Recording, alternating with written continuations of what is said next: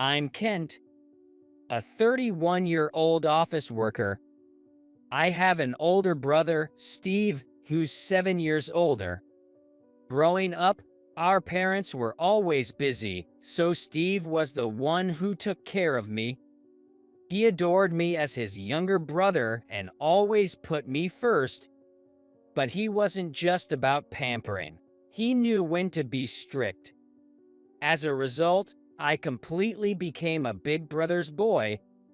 Steve was an exceptional person even in my eyes. He always had top grades and was athletically gifted. He made learning fun and easy for me. You're amazing, big bro. You're really amazing too, Kent. You learn quickly and have high comprehension skills, so you remember everything in no time. Driven by my admiration for him, I worked hard every day. That effort led me to my current job. Just for the record, it's not like I had a bad relationship with my parents. I think our relationship's pretty normal. The one who's always supported me, though, was my childhood friend, Ashley. Your calm nature is your strength. Really, Yes, I love that about you.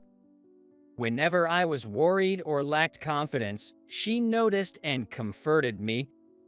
Ashley has always been by my side, and she has now become my wife. She's now carrying our precious child, and we're building a happy family together. I think the company I work for has a great atmosphere. Everyone gets along well, helping and communicating with each other. I try to lend a hand whenever I can. I'm really grateful to work here, Instead of chatting, get back to work. but there's one exception. The atmosphere turns tense whenever our director, Miss Emily, shows up. She joined our department recently due to a personnel transfer. I graduated from a prestigious university. You less qualified folks should just follow my orders. The director, apparently very proud of her own educational background, kept bringing up the topic of academic credentials at every opportunity. Apparently, she's been asking everyone about their educational qualifications. It seems she has concluded that she has the highest level of education among the group. Personally, I value work performance over educational background, so her academic boasting doesn't impress me. Which university did you attend? She asked me one day. I didn't care for the conversation and was busy with work. I didn't attend a university in the US, anyway. What? You're just a high school graduate? That's unbelievable. Nowadays, that's synonymous with incompetence. When I tried to respond casually and just get on with my work, she presumptuously labeled me as only a high school graduate and started mocking me. But honestly, I didn't mind that much. I believe everyone has their own way of thinking. The director, who prides herself on graduating from a prestigious university, seems to think she is superior and correct, and that she doesn't need to listen to someone with a lower education level.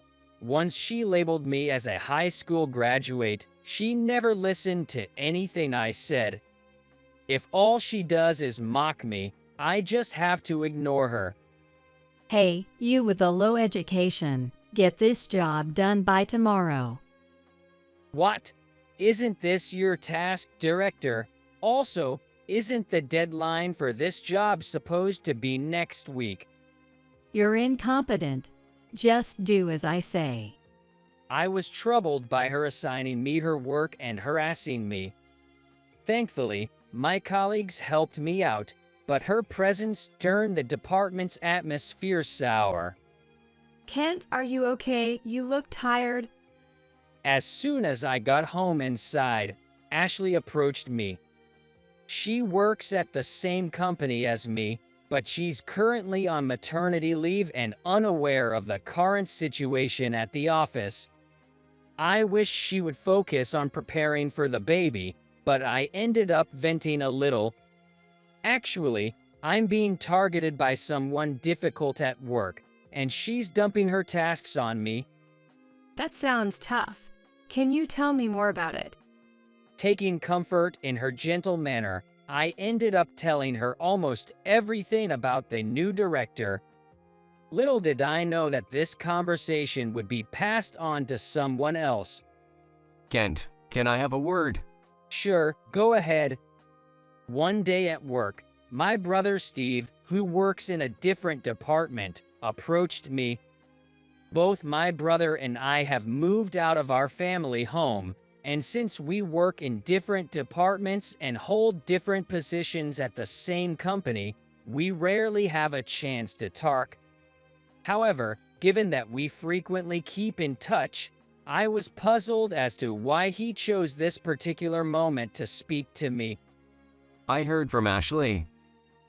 I couldn't help but give a wry smile at those words. Ashley has been my childhood friend, and she shares a close relationship with my brother. There's no romantic involvement between them, and I know my brother is already happily married and deeply in love with his wife, so there's no cause for concern. They've made it a point not to meet without me or Steve's wife, and always share their communication with me. He's still showing me those interactions from back then. It's not really necessary, though. If you need me, I can step in. It's okay. Talking to Ashley has already made me feel a lot better, and for now, I just want to wait and see how things go. All right. I smiled at my brother, who looked concerned, and declined his kind offer. We chatted about other things and then parted ways. Hey there. Director.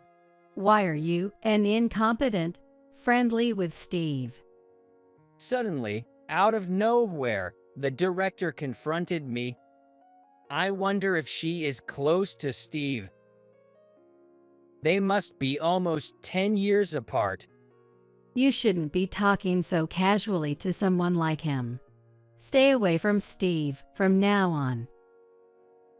May I ask what is your relationship with him? We were in the same department before. Well, I plan to make him mine someday.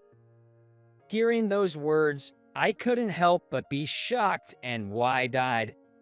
She's actually after my brother. He's such a handsome and talented man. A perfect match for a high achiever like me. He is married, you know. There are rumors, but he doesn't wear a ring, right? Without revealing he's my brother, I tried to explain that he's a married man, but the director just wouldn't believe it. Indeed, my brother was then separated from my sister-in-law due to certain circumstances and didn't wear a ring. I could understand how the misunderstanding arose, but I wish she would listen to what others are saying. Even when I tried to stop her, she wouldn't listen. What would a no-good like you know about him? Just stay away from him. You're uneducated and incompetent. She said that and refused to listen to anything. I knew even if I told her I was his brother, she wouldn't believe me or would just use it to her advantage. After she left, I was at my wit's end. After that, I found myself on the receiving end of glares from the director day after day. Moreover, the harassment intensified, leaving me wondering what to do. Around that time, the previous CEO retired and a new CEO took office. A party for the inauguration was being organized. I'm attending the party too. I was one of the first to get an invite. The director was over the moon, bragging about it. But essentially, all employees were invited to the party. Everyone thought this, but no one said anything, not wanting to provoke her. Jealous the. "Oh, yes, sure," I replied, to which she smirked. I had a bad feeling about this. For a few days leading up to the party, she was surprisingly quiet. On the day of the party, due to some reasons, I arrived at the venue early. What? No seat for me? After chatting with the new CEO, I asked the hotel staff about my seat. I was surprised to be told there wasn't any. Confused, I voiced my bewilderment, then heard a laughter behind me. As I turned around, I was met with a surprise. "Director." What a foolish look on your face. She laughed, pointing at me. I thought in disbelief. I had your seat removed. "How? Why?" The party organizer is my uncle. I asked him to remove your seat since you're uneducated and incompetent. I can't believe someone would actually do that. As I stood there and settled, I noticed someone looking at us in surprise. That person's changing expressions helped me regain my composure. There's no seat for the low-educated, so leave. In the middle of the luxurious hotel's event space, I sighed deeply at those words. I was tired of being looked down upon for my education all the time. This might be a good chance to set things straight. With that thought, I sent a glance towards the person behind the director. He was wearing an expression of anger. "Well, I guess I'll be leaving then." What, really? To the director's surprise, I easily agreed to leave. Her expression soon turned triumphant. Then leave quickly. There was no need for her to tell me. So, I quickly left the hotel as she wanted. Imagining what would happen next, I couldn't stop laughing. I wonder what will become of that clueless director. As I was enjoying my coffee, I received a call from her. Smirking, I answered the phone. From the phone came the director's panicked voice. Please, come back right now. I had no idea you were. She was clearly shaken, and I couldn't help but laugh. "You didn't think I was the new CEO's brother and the former CEO's son, did you?" "Yes, the new CEO is actually my brother, Steve. He was the one watching us that time." I had sent him a glance, asking him to keep quiet until the party started. If I hadn't done that, my brother might have yelled at the director right then and there. So, I sent him a look to keep quiet at that moment. "I'm sorry to disappoint you, but yes, I am indeed the son of the former CEO. My father, the former CEO, is a man we both deeply respect. He was diagnosed with an illness one day, and though not hospitalized, he needed regular visits to the doctor. The problem was who would take care of him. Both my brother and I were busy with work, and our mother had recently injured her leg. While we were figuring out what to do, my sister-in-law stepped up to help. She used to be a doctor, so she moved into our parents' house to take care of them. Of course, my brother and I still visit our parents' home regularly, and importantly, my brother frequently travels between our parents' house and his own. He didn't move in with them because he's busy with the transition to becoming the CEO of the company, often returning home late at night, so it's more convenient for him to stay at his home closer to the office. This is why they have been living apart. Additionally, my brother has a metal allergy, which is why he doesn't wear a ring. This is no secret. Most people in positions of authority know about it, so we don't feel the need to announce it publicly. I didn't explicitly tell you because most of the senior staff already knew I was related to the CEO. No way. Well, you never listened to me in the first place. This party was not only to celebrate my brother's official appointment as the new CEO, but also to announce my father's recovery and introduce my sister-in-law as his wife to the entire company.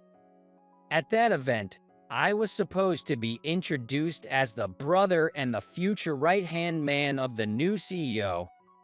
However, due to the director's actions against me, the plan was disrupted, and it apparently turned into an occasion to condemn her actions. While on the phone with her, I checked my messages and saw one from my brother asking me to come back. I stood up, leaving the coffee shop where I had been waiting. I hadn't gone far, just to a nearby shop for coffee. Because of that, I was able to return to the venue quickly. Sorry to keep you waiting. As I entered, all eyes were on me. I walked towards my brother and the others, with everyone watching. You look tired, Kent. There, I found my brother smiling eerily and the director, who looked like she was about to cry. When the director saw me, she hastily apologized. I am so sorry. No need to apologize. I have no intention of forgiving you. I replied without looking at her, smiling at my brother and the others. Sorry to trouble you. Don't worry about it. My brother, you would easily forgive me if I apologized. Then pointed at the director. It seemed like he was giving me the chance to retaliate before he took his own action against her. I nodded with a smile and turned to the director. It's not because you were disrespectful to a relative of the CEO that I won't forgive you. It's what you did to me personally. I'm so sorry. You're apologizing only because I'm related to the CEO, right? If I were the uneducated and incompetent person you claim me to be, you wouldn't be apologizing, would you? Saying this, the director turned pale. Oh yeah, I need to clear that up. I'm not just a high school graduate, you know. What? I did go to high school in the US, but for college, I studied abroad. Abroad? I never heard that. Well, I did say I didn't attend university in America, didn't I? The director's eyes widened in surprise. I'm not as accomplished as my brother, but I'm still quite capable. That's why I went abroad right after high school.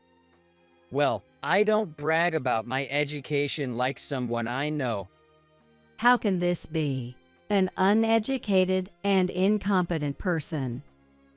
If I'm uneducated and incompetent, then I wonder how exceptional the director must be. I asked her, and she fell silent. My brother stepped forward, signaling that he would deal with the situation seriously. Her shoulders slumped in defeat. Kent, are you going to stay for the party? No, I'm heading home. I want to get back to my wife. Originally, I was just supposed to be introduced and leave early. I had planned to leave early especially because my pregnant wife, Ashley, was waiting for me at home. Understanding this, my brother chuckled and let me leave of my own accord. Pa, welcome back. You could have stayed longer at the party, you know. The party's not as important as you are, Ashley. I came home to my beloved wife, smiling genuinely. My special feelings for Ashley began in high school. Back then, I was struggling a lot. Despite my respect for them now, I felt a terrible inferiority complex towards my accomplished family. My brother has always been outstanding since our school days, and my parents were both successful. with my mother formerly working as my father's secretary. I felt crushed under the pressure of being in such an elite family. I'm worthless. That's not true. You're amazing too. I can't match my brother's grades or his sports accolades. You and your brother are different, and you have qualities he doesn't have. I lacked any self-confidence and felt looked down upon, though no one had said anything. My brother and parents tried to spend time with me despite their busy schedules, but I couldn't appreciate it during my teenage years. Ashley was the one who comforted and supported me through it all. She always had kind words for me and gradually became someone special to me. Thanks for everything, Ashley. It's nothing. I just can't leave you alone. She would often say that, supporting me through my many moments of doubt. I've always found it hard to get angry. It's exhausting, and I thought it's easier to just let things slide. This led to people underestimating me and causing issues due to my status as the CEO's son. If anyone messes with you, I'll deal with them. Ashley would get angry on my behalf and always drove those troublemakers away. She would even get hurt sometimes, but she stayed by my side. I wanted to protect her, to become stronger, both physically and mentally. So, when my father suggested studying abroad, I accepted. Aren't you going to tell Ashley? Yeah, and please, brother, don't say anything unnecessary, okay? At that time, I left for overseas without telling Ashley anything. I decided if she found someone else by the time I returned, I would give up on her. Thankfully, after graduating successfully, I was greeted at the airport by both my brother Steve and Ashley. Welcome back. After she said that, I confessed my feelings to her. We started dating, and now we're happily married, expecting our child soon. Hey Ashley, thanks for everything. Why the sudden gratitude? You talked to my brother about everything, right? That's why I could fight back, so. Of course, I've always seen you as someone special since we were kids. I couldn't stand anyone hurting you. Ashley said with a smile. I still have a long way to go. The person I wanted to protect was protecting me. Just make sure you'll make me and our child happy. Of course, I will. I firmly promise to build a happy life with Ashley. The next time I went to work, the director was no longer there. My brother informed me about her situation. She had been transferred to our department due to issues she caused elsewhere. The issue was about her stalking behavior towards my brother. It came to light through reports from my brother and others. Normally, this would have led to her dismissal, but unfortunately, our father fell around that time. In the rush to handle the transition of responsibilities, the situation was overlooked, and during that period, the director's uncle, who was an executive, covered it up. She only got a department transfer as a consequence. I wish you had told me about it.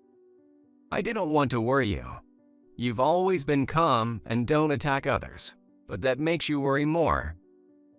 That's irrelevant now. I've always been considered too gentle and kind by others, but I don't think I'm particularly nice just because I don't get angry. So, the director and her uncle, the executive, are both currently under suspension. It's just a brief respite, really. My brother is very capable and uncompromising. Anyone who has angered him in the past has faced severe consequences. I silently sympathized with the director's future. Eventually, Both of them were demoted to a newly established branch on a remote island.